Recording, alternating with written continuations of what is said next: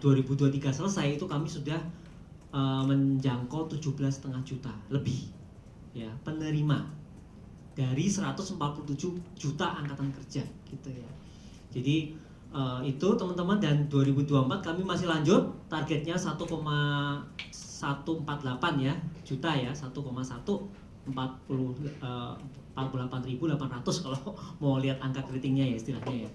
Jadi itu target kami dan terus akan lanjut gitu ya. Harapannya kita bisa lebih banyak menjangkau angkatan kerja Indonesia yang mau dilatih gitu ya. Karena apa? Teman-teman media ini sebenarnya rilis laporan tahunan itu isinya mungkin kita akan buka bedah habis-habisan kenapa kita bisa sampai sekarang ini, kenapa program kartu prakerja ada gitu ya. Ini kan sebenarnya gagasan yang diwujud nyatakan. Kita adalah bentuk kelembagaan baru. Ini sebenarnya eksperimentasi kelembagaan kalau boleh dibilang begitu ya, karena program manajemen office ini baru pertama kali di Indonesia. Pionir, kita merupakan salah satu pionir utama digital yang pertama begitu ya. Setelah itu baru lahir adik-adik kita lah yang Peduli Lindungi gitu ya, dan GovTech gitu ya, SPPE, dan setelah itu yang lain-lain ya banyak lah begitu ya. Jadi itu teman-teman, jadi ini acaranya sangat menarik. Kenapa kita akan buka-bukaan gitu ya, kenapa PMO program kartu prakerja sampai saat ini kita bisa mencapai angka itu gitu ya. Ada nanti kita bicara tentang kebijakannya apa aja sih gitu ya, kenapa ini kita bisa adaptif. Kemudian kunci sukses lainnya seperti kita kolaborasi nih, ini mungkin yang pertama juga kita kolaborasi secara gede-gedean gitu ya dengan mitra platform digital, mitra lembaga pelatihan gitu ya, baik sektor swasta maupun dari pemerintah gitu ya. Kemudian juga dengan mitra pembayaran begitu ya, e-wallet dan bank. Kalau itu tingkatnya tidak di kami kan di tim teknisnya, nanti ada apa. Kita kan sama dengan program-program strategis yang lain kan kita evaluasi semua. Pastinya kita mengusulkan sekuat tenaga untuk bisa dilanjutkan karena nih memang manfaatnya akan besar. Oke teman-teman, punten Pak, mohon maaf. Dan kami sangat terhormat ada Pak Sofyan Jalil, beliau dulunya adalah former Menko Perekonomian dan juga Bappenas. Kemudian kanan adalah Pak Bambang Brojo yang juga former dari Menteri Keuangan dan juga Kepala Bappenas.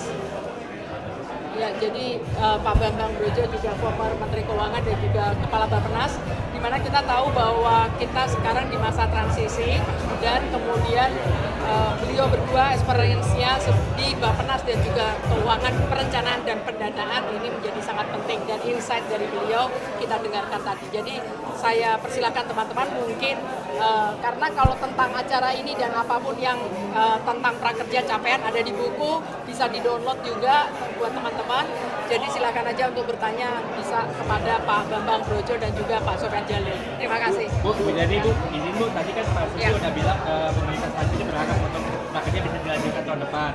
Tapi dari pihak PMO sendiri apakah sudah menyiapkan semacam kayak mungkin anggaran atau penyusunan lainnya?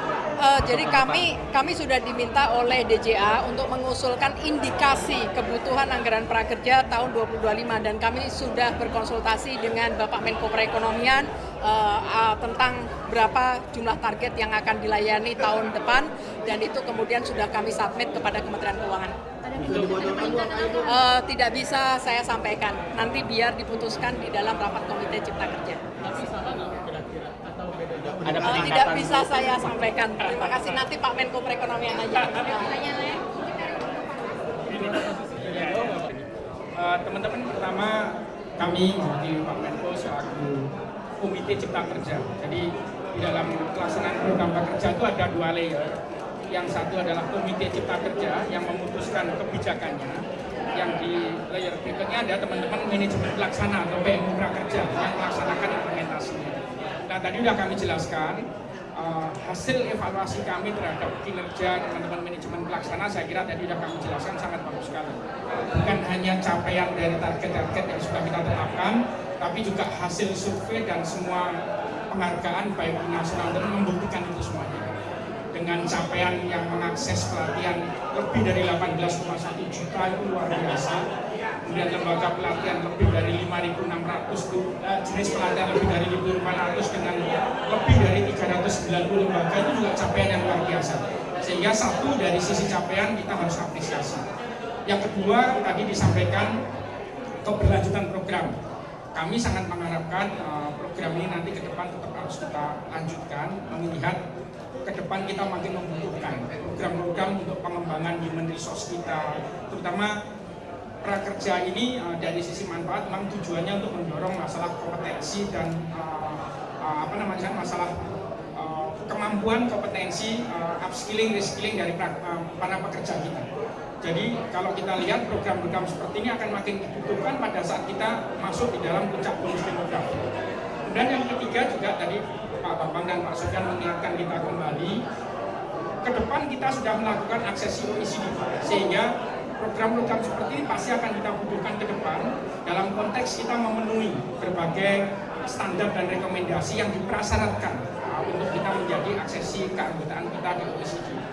Kemudian secara umum plan yang sudah dicapai oleh PMU Prakerja sekarang sepertinya tidak ada alasan untuk kita tidak lanjutkan, sehingga kita mendorong ke depan kita akan usulkan untuk dilanjutkan. Tadi Bu Deni sudah menyampaikan dari sisi anggaran pun sudah disampaikan usulan proyeksi kebutuhan di tahun depan.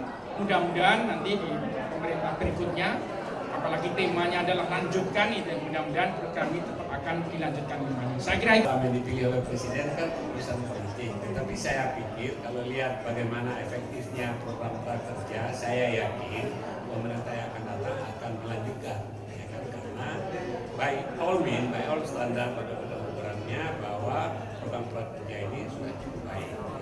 Oleh sebab itu kalau tidak dilanjutkan, menurut saya kita banyak hal yang sebenarnya sudah dipelajari dan bisa diimprove ke depan menjadi hilang. Oleh sebab itu, tetapi nanti tentu keputusannya adalah pada Presiden, pada kabinet yang akan datang.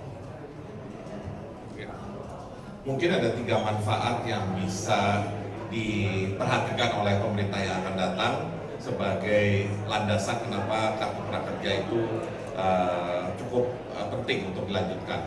Yang pertama adalah bahwa ini membantu upaya kita untuk menciptakan lapangan kerja dan utamanya mengurangi pengangguran.